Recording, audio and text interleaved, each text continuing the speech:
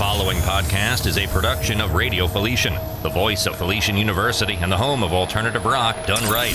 Download the Radio Felician app via the Apple app or Google Play stores or stream us 24/7 worldwide at radiofelician.com. Radio Felician, the Falcon. Welcome to The Felician Lantern, shining a light on everything nursing. A podcast from Felician University in New Jersey, exploring current issues in healthcare, speaking to leaders in the field, and preparing the next generation of nurses. Your hosts are Dr. Daria Wazak and Dr. Elizabeth Van Dyke, Associate Deans of the Felician University School of Nursing. Welcome to the Felician Lantern. I'm Daria. And I'm Liz. This podcast will feature the Organization of Nurse Leaders New Jersey. I first learned about the ONL-NJ as a doctoral student. I had to complete a residency, yet I was new to the area. I'm originally from the West Coast and wasn't sure where to go. I cold called Dr. Eileen Holmes of the New Jersey Hospital Association. Through my experience there, I was exposed to the ONL New Jersey as they held board meetings there at the NJHA in Princeton. I could see right away the influence, support, and networking that ONL-NJ had to offer. And I actually resided in New York at the time, but joined ONL-NJ that very semester. We are thrilled to have not one, but two special guests for this episode to talk about the ONL New Jersey. We have Susan Chuluka, Executive Director of the ONL New Jersey, and Dr. Helene Burns, President of the ONL New Jersey, and also Senior Vice President of Jefferson Health New Jersey. Let's start off learning a little bit more about our two guests. Let's start with you, Susan. Tell us about you and how you became involved in ONL New Jersey. I started my affiliation with ONL as the assistant to the executive director for the organization back in 2007. And I was, from the very beginning, very impressed by the members. And I was able to develop a great sense of what the purpose of the organization was, and a tremendous respect for the members and how they were committed to the profession and continuing to develop their membership in terms of their professional development and networking and things like that. The executive director decided to retire a couple of years after I started working for her. And then in 2010, I became the executive director and have been in that role since then. Great, thank you. And Helene, what about you? So I started with the organization back in 2008. I actually started my career in New Jersey and moved a little bit around the country and was in the Philadelphia area and moved to New Jersey in 2008. And as soon as I moved to the state, I joined ONL New Jersey. So I became a member right away. You know, it's what I have learned as a nurse leader. It's the value of the networking, who you meet, who you become friendly with and develop those relationships with is really what has been important to me. I would say in about, I can't remember the date, it may have been 2013 that I first joined the board, became a board member, and last year and this year, I have the absolute privilege of being the president of ONL New Jersey. That's great. You know, I always say all roads lead to New Jersey somehow. So for many of us. And if you leave, you're probably going to come back. That is true. So Susan, can you please tell us a little bit, what is ONL New Jersey? So it's a professional association. We're a nonprofit 501c6. And the association has a long history. We've been around for over 50 years. When we were first established, we went under a different name. We were known as the New Jersey Society of Nursing Service Administrators. A few years later, we changed the name to the Organization of Nurse Executives of New Jersey. And then back in 2016, we became the Organization of Nurse Leaders of New Jersey. And the name change, the most recent one, was because the organization is really not solely for the nurse execs. We represent all nursing leaders across the continuum throughout the state, whether it be in acute care, whether it be in academia. That was the focus was expanded. And we've been looking to grow our membership in the other areas, for example, in the subacute care in recent years. The members represent, as I mentioned, leaders in formal roles and aspiring leaders. Perhaps someone that's newer in their career, but has goals to aspire to a management position within their organization. So we focus on both those levels, and we have right now over 550 members. What we do for our membership is we advocate on issues, legislative issues and policy issues that would affect our members and affect the profession. We develop education that are mostly leadership focused, but we do also develop education around mentoring, and we offer various research opportunities. We have a research committee. We have a research conference every year, and we have a big one coming up this year. It's our 20th. Collaborating and networking are very highly valued by our members. So in all of the work that we do through our events and programs, we try to build in opportunities for the members to have time for those things, to collect, share best practices, network, get to know each other, because I think that's probably one of the strengths of the organization, that the members are very tied to doing that. We also have, we're going to get into a little bit later, the Nursing Workplace Environment and Staffing Council program, which is has become a huge area of work for us, and we're very proud of that. So we support those efforts across the state at the individual hospitals, and we try to create opportunity for sharing and collaboration. So I understand you had a recent anniversary at ONL. Can you explain a little bit about that exciting news? Yeah, we celebrated our 50th anniversary. It actually occurred during 2020, so we had to put a pause on the plans for the celebration. But we were fortunate last year in April to have a great party, and we had about 85 people attend, and we had a great band, and we just celebrated the fact that we were here and we're still strong, and celebrated really the history, because there is a lot of history in the 50 years. And what I think we were really, as we delve into the history and the background, I think we appreciated the fact that our guiding light really hasn't changed. Our purpose is very much the same as it was 50 years ago. We just have a different environment that we're working in. Another question for you, Susan. One of our faculty members, Dr. Marcel Karnofskia, has been very active with legislative advocacy. He's even testified in support of expanding the scope of practice for APNs in New Jersey. You mentioned the involvement with policy issues. How does the organization get involved in advocacy? Yeah, advocacy is a big priority for the organization, and has been over our lifetime, really, as an association. What the board actually many years ago, I think it's probably about 15 years ago, decided that we needed to increase our presence and enhance our voice as the representative body for the nurse leaders in the state. So the decision was made back then to engage the services of a lobbyist firm and a public relations firm. And the company is a Capital Impact Group. And we work hand in hand with them. They guide us through the legislative process and issues. They guide us to establish relationships with legislators and leaders in the state, at the Department of the Health and the governor's office. At any given time, we monitor a list of bills, which can be, 150 bills at a given time. We have an advocacy committee, which is our largest committee, interestingly enough. So it kind of it demonstrates the level of interest in advocacy for our members. And what the advocacy committee does is they meet monthly. They get a report from the Capital Impact on legislative happenings, things that we need to address, things that we need to be aware of.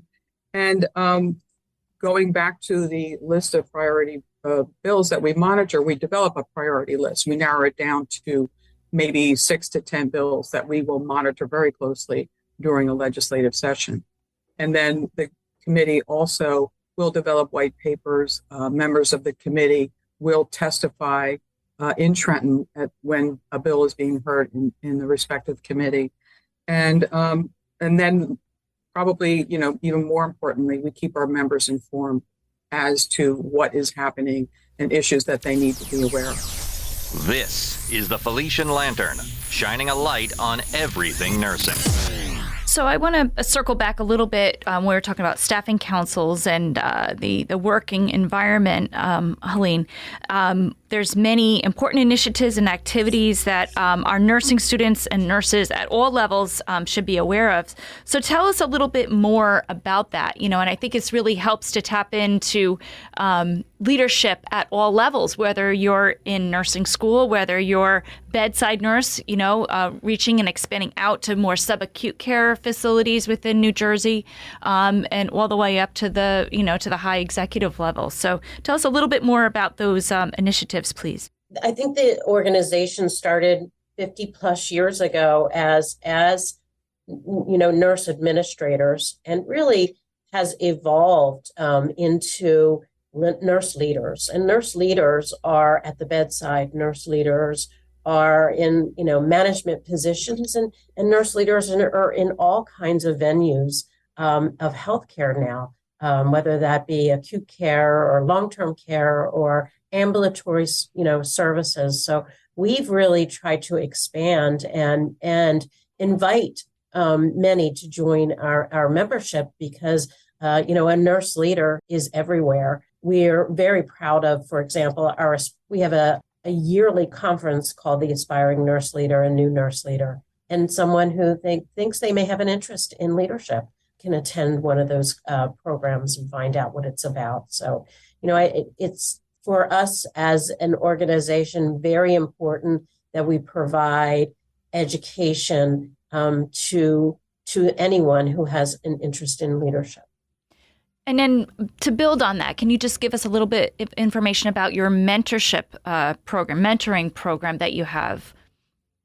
Yeah, we started that several years ago. And Susan, are we at cohort? I think we're 7.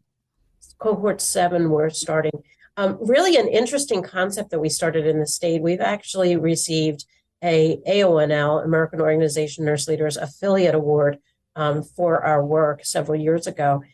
It pairs a newer nurse leader with an experienced nurse leader, and that pairing occurs throughout the state. And so, for example, as an experienced nurse leader, I have mentored some newer nurse leaders from even our competitive hospitals, local competitive hospitals, or someone, very far away in the state. It's just a great opportunity to share our expertise, and our knowledge, and really build.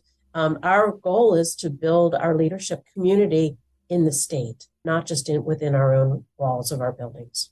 And I've been impressed with the opportunities for continuing education as well. I attended a workshop back some time ago and learned from a journal editor how to submit articles for publishing. That was a great workshop. This question is for you, Susan. Tell us about what the conferences and events are like that ONL New Jersey hosts. So our largest conference is the annual meeting and conference, and it's held typically in the spring. This year it'll be March 23rd and 24th. And we have, we typically engage, national speakers as our keynotes, and speakers from New Jersey as well. And we have an education committee that actually develops the topic and the subjects that will be addressed during the conference. And we average about 155 attendees that come to Princeton. It's held typically at one of the larger hotels in the area. This year it'll be at the Westin at the Barstool Center.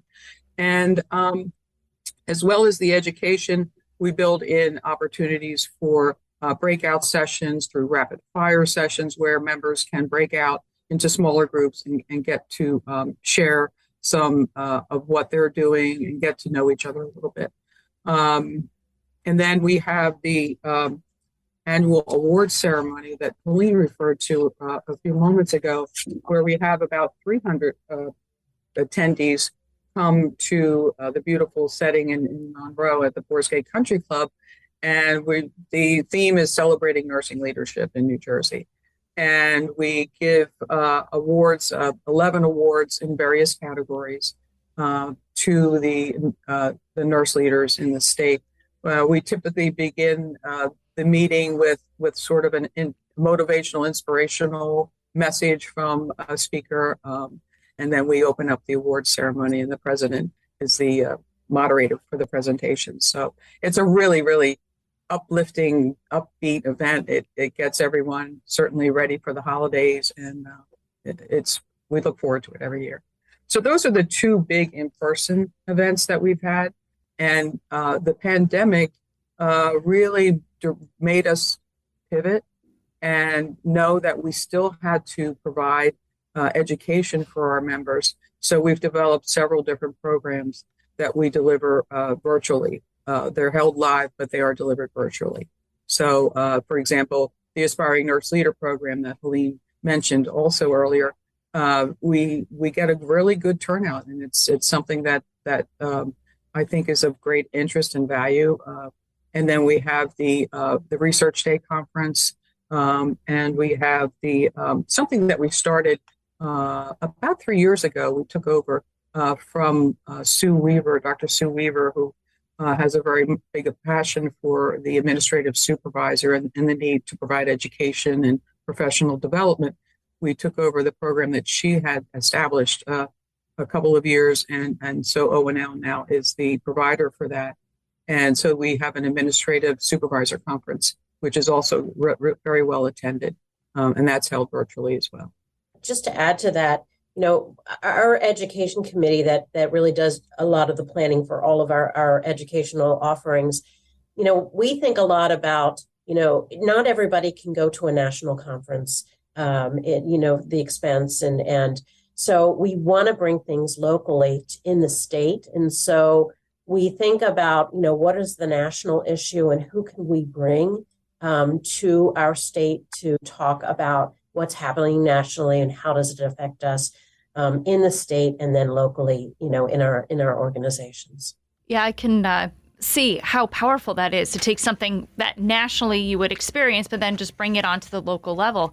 And then also it kind of demystifies some of, what the kind of shroud around what goes around in nursing leadership, and bringing that down to our student level.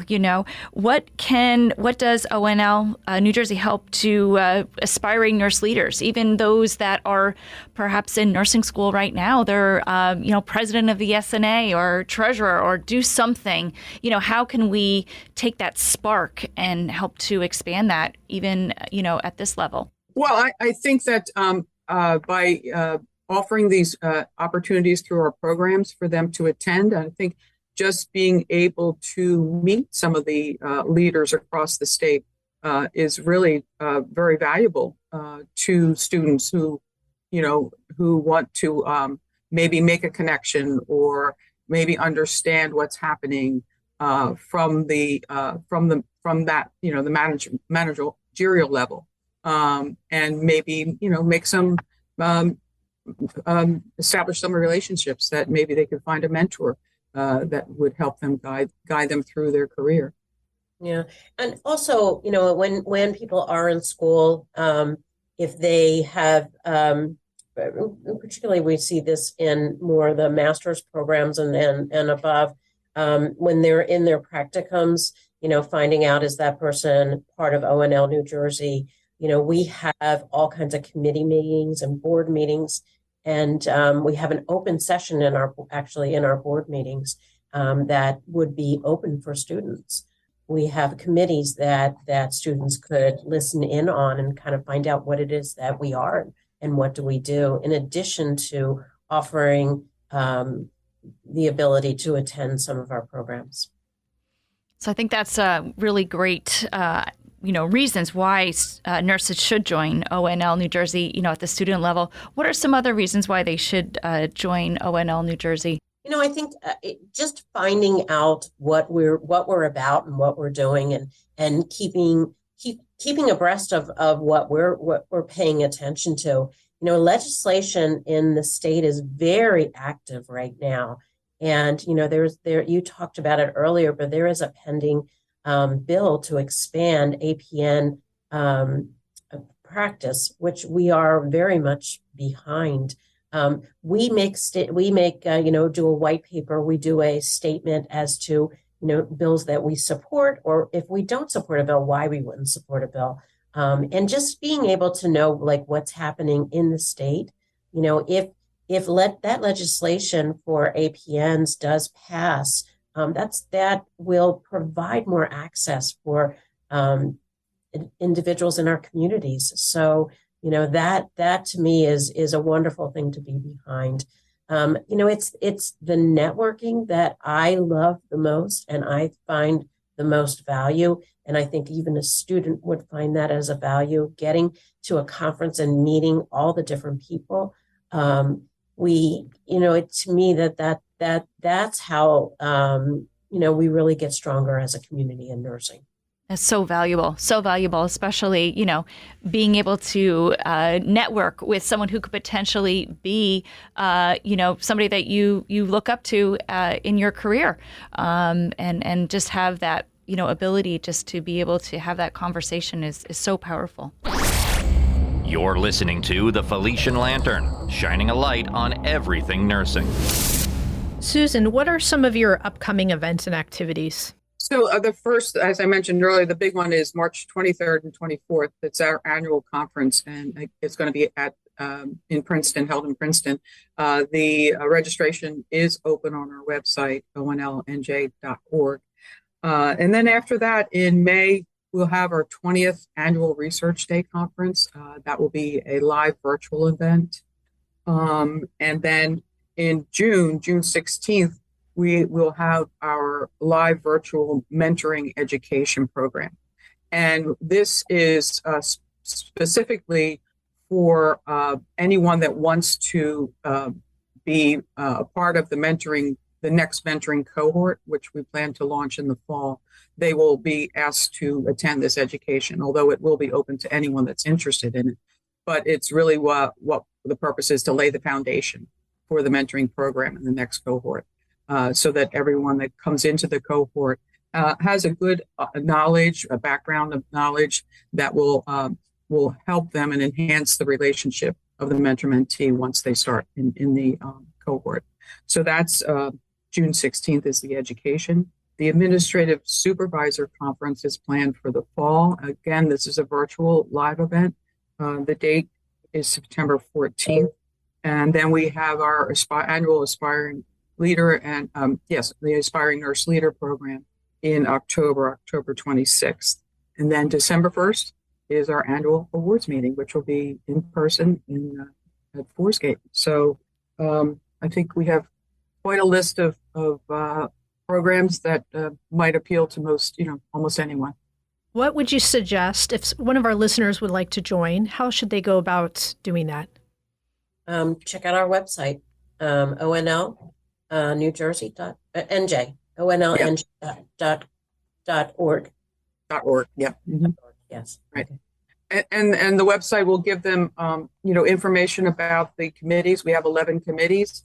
If they want to get active in the organization, which I strongly recommend. I think that's where the heart of the organization is through our committees, because everything we do is really guided by our members, and it's the work of our members that makes us who we are. Yeah, it's really interesting. Before the pandemic, we were mostly in person, so you would drive more centrally to Princeton, or be by phone. But, I think the pandemic has made it easier for us to increase our membership on the different committees, because it is via Zoom. So, that has been a plus of, kind of what has happened to us over the past couple of years. Thank you so much for all you do for the state, for our nurse leaders, for supporting the advocacy, providing opportunities for mentorship, for growth, for networking. I agree that's very powerful to be able to network. And just the networking alone, it can help our young nurse leaders in navigating what is a complex set of pathways in healthcare and where to go next in their career. So again, thank you so much for your time coming on our podcast today. It was a pleasure. Yes, thank you. Thank you so much for joining us. This podcast has been a production of Radio Felician, the voice of the Franciscan University of New Jersey. Visit us anytime at radiofelician.com. Want to send an email? Reach out at radiostation@felician.edu. Radio Felician, the Falcon.